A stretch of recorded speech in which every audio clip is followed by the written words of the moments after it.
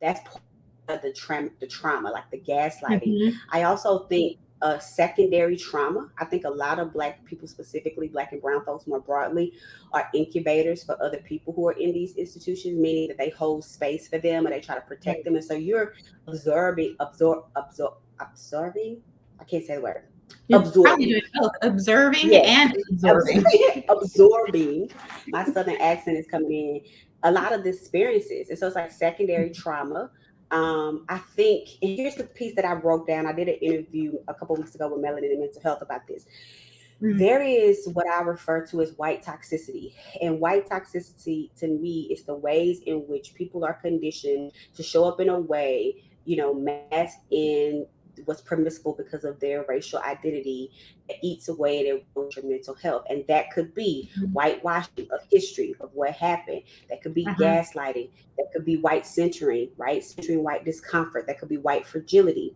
mhm, That could be, the microaggression. So you have this ball of toxicity that mhm, manifests at whether let's say your day starts at 9. If you're managing white fragility at 9, white toxicity at 10, right, gaslighting at 11, secondary trauma at 12, microaggressions at 1, and then you're dealing with white discomfort and having to center that and be on edge from 2 to 4, your whole day is filled with yeah, trauma.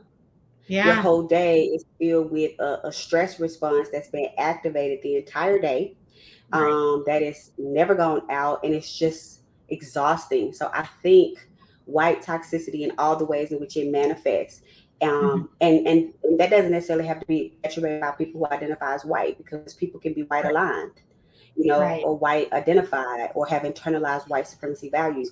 And so I think that experience, those experiences that people think are small and one-offs, but they're really chronic and persistent, is what right. contributes to our traumatization. Is what erodes our mental health.